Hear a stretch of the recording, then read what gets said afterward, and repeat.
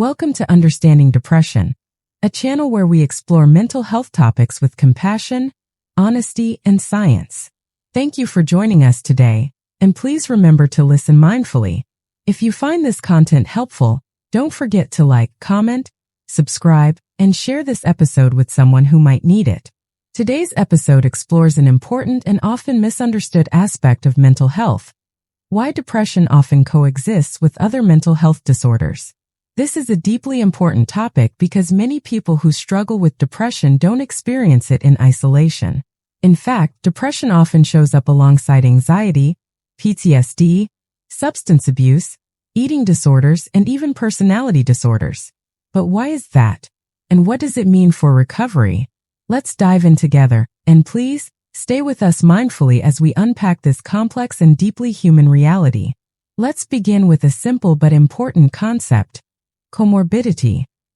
In mental health, comorbidity means the presence of more than one disorder in the same person at the same time. For instance, someone might be living with both depression and anxiety, or with depression and a substance use disorder.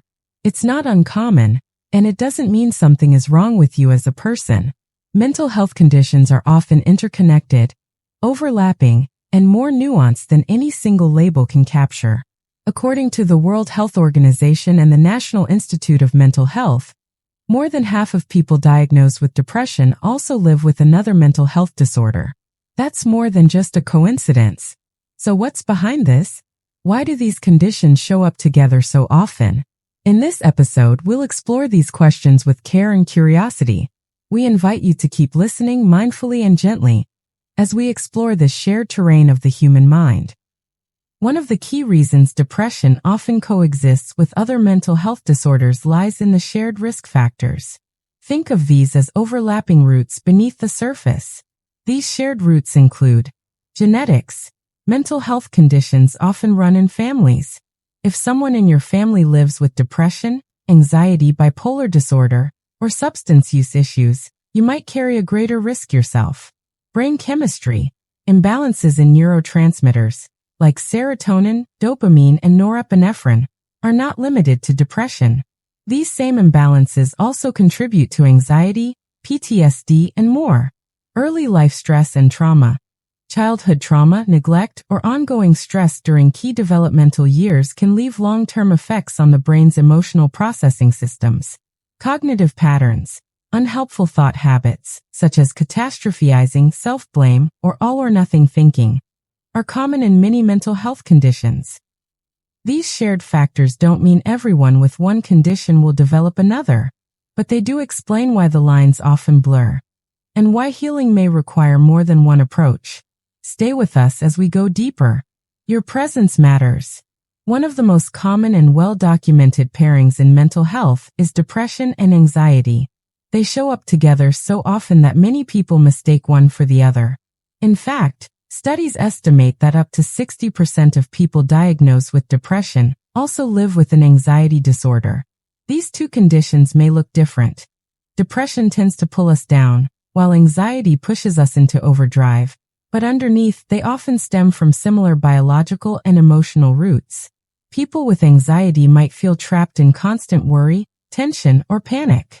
Over time, that unrelenting fear can lead to hopelessness, emotional exhaustion, and eventually depression.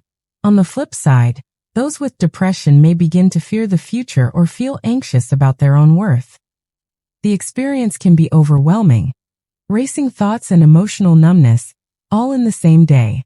If this resonates with you or someone you love, please stay with us. Understanding these overlaps isn't just informative, it's empowering. You are not alone in this. Another powerful connection lies between post-traumatic stress disorder, PTSD, and depression.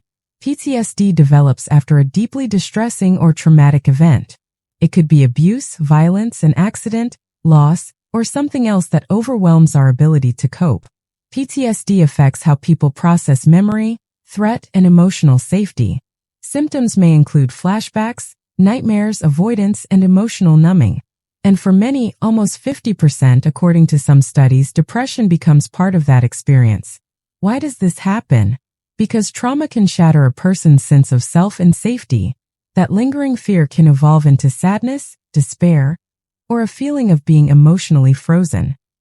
PTSD says, "The world is dangerous," and depression follows with, "And I'm not strong enough to survive it." These thoughts are not facts, but they are real feelings, and they deserve understanding, not shame. If you're still with us, thank you.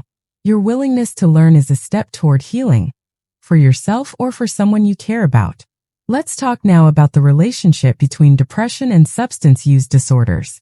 For some people, the overwhelming sadness or emptiness of depression leads to self-medication, using alcohol, drugs, or other addictive behaviors to cope.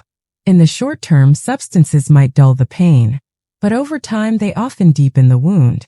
Research shows that nearly 1/3 of people with major depression also experience a substance use disorder. Why does this happen? Depression can create unbearable emotional pain. Substances may offer temporary relief, but they also interfere with sleep, relationships, job performance, and brain chemistry. This in turn worsens the depression and creates dependence.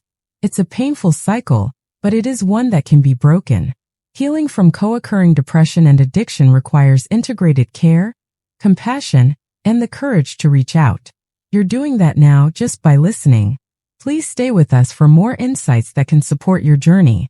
Another area of comorbidity is the connection between eating disorders, like anorexia, bulimia, and binge eating, and depression. These conditions often feed into each other, both literally and emotionally.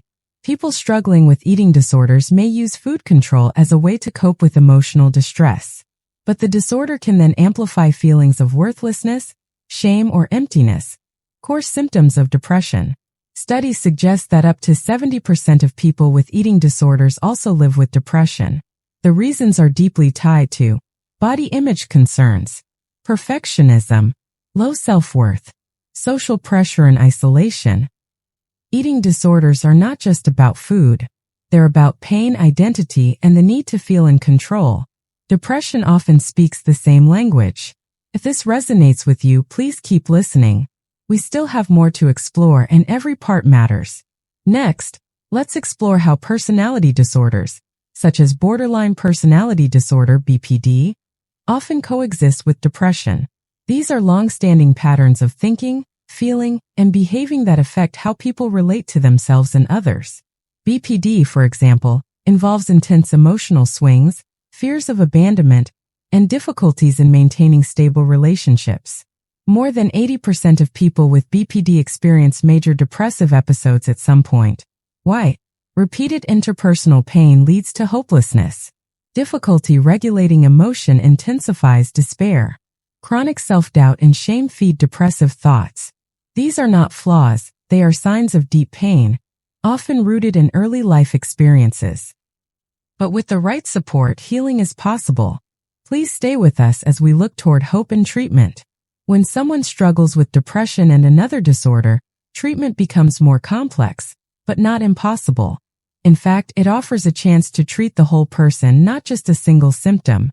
Effective care often involves integrated therapy, like CBT, DBT, EMDR, or trauma-informed counseling, medication to regulate mood, anxiety, or sleep, lifestyle support, exercise, nutrition, and sleep hygiene, community, peer support, group therapy, and connection. Mental health is never one size fits all. It's personal, and every person deserves a personalized path toward healing. Please stay with us for one final segment, where we offer words of hope and a few gentle reminders. If you're still here, thank you. Your presence is a powerful act of care, for yourself or for someone you love. Depression rarely walks alone, but that doesn't mean you're broken. It means your story is layered, your strength is real, and your healing may require more than one tool. You are not your diagnosis. You are not your pain. You are a whole person, worthy of help, compassion, and renewal. Keep listening mindfully. Keep asking questions. Keep reaching out. Thank you for joining us on Understanding Depression. If this podcast resonated with you, please like, comment, subscribe, and share. Let's break the silence around mental health together. Disclaimer: this video is for informational purposes only and does not replace professional advice. Always consult a licensed mental health expert for diagnosis and treatment. Take good care. And until next time, stay kind, stay mindful, and keep holding on.